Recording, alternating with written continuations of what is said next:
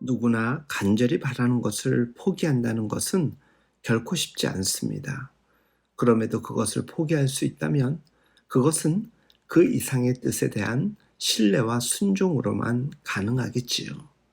다윗은 그토록 성전 건축을 원했지만 나단 선지자로부터 하나님께서 다윗이 성전 건축하는 것을 원하지 않는다는 그 뜻을 전달받고는 곧바로 성전 건축을 포기합니다.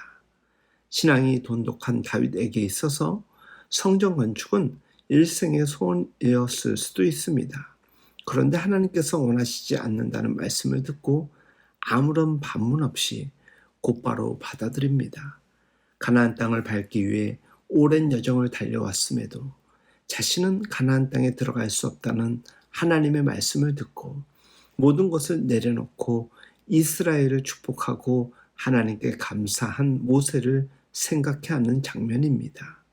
물론 다윗은 자신을 이어 왕이 될 아들이 성전을 건축하게 될 것이라는 하나님의 말씀과 다윗과 그 가계를 축복하시는 하나님의 말씀을 들었기에 충분히 받아들일 수 있는 이유는 있었을 것이라는 말을 할 수 있겠지만 그 당시 왕들은 대부분 자기 이름을 내는 일을 더 중요하게 여겼다는 것을 볼 때 이스라엘의 왕으로서 성전을 건축하는 것은 역사의 길이 남을 시작이 될 수 있다는 것을 볼 수 있음에도 다윗이 이렇게 쉽게 성전 건축하는 것을 내려놓은 것은 대단한 신앙이라고 볼 수 있습니다. 다윗은 언제나 한결같이 하나님의 주권을 인정하는 사람이었습니다. 다윗은 자기가 성전을 건축하려는 것이 무산되었음보다 하나님께서 다윗과 그 자손들을 축복하신 것에 대해 감격하며 감사의 기도를 드립니다. 다윗은 꽤 많은 업적을 남긴 왕이지만 자기의 치세를 자랑하지 않고 하나님을 인정하고 찬양하는 삶을 살았습니다. 다윗이 왕이 된 것도 이스라엘이 하나님께 선택되어 영광스러운 나라가 된 것도 모두 하나님께서 행하신 놀라운 일임을 고백합니다. 자기 자랑에 바쁜 자들은 하나님께 결코 쓰임받을 수 없습니다.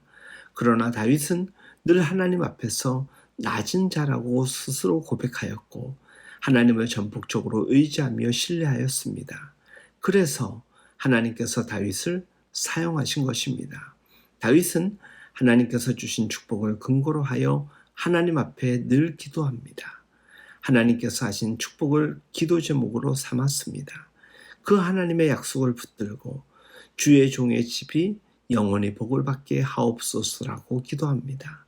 다윗은 자기의 욕심을 채우기 위해 자신의 욕망을 위해 기도한 것이 아니었습니다. 하나님께서 약속하신 말씀을 근거로 간구한 것입니다. 하나님께서 허락하신 복을 구한 것입니다.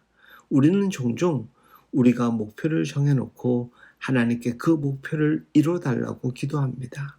그러다 보니 기도가 자신의 욕심과 야망을 이루는 도구로 사용될 때가 많습니다. 그것은 기도의 순서가 잘못된 것입니다.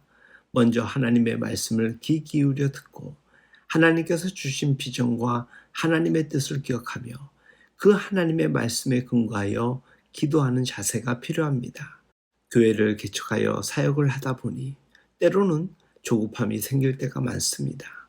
내가 꿈꾸는 교회를 그려놓고 그러한 교회로 빨리 성장하도록 기도하기 쉽습니다. 그러나 우선 하나님께서 어떤 계획과 비전을 갖고 있으셨는지 늘 살피고 체크하며 그 하나님의 말씀에 따라 기도하며 사역을 해나가는 것이 중요한 자세임을 깨닫게 됩니다. 주 안에서 사랑하는 여러분, 보다 디테일하게 주님의 뜻을 확인하고 순종하는 것이 매우 중요합니다. 내 뜻인지 하나님의 뜻인지 구별하는 선한 분별력은 늘 우리에게 요청됩니다. 그래야 주님께서 원하시는 삶, 주님께서 세우시기를 원하시는 그런 교회를 세워갈 수 있습니다. 우리 모두의 삶이 언제나 주님의 뜻을 분별하며 순종할 수 있는, 그러기 위해 하나님의 뜻 앞에서 늘 내 생각을 언제나 접을 수 있는 거룩한 용기가 있길 예수님의 이름으로 축복하며 응원합니다.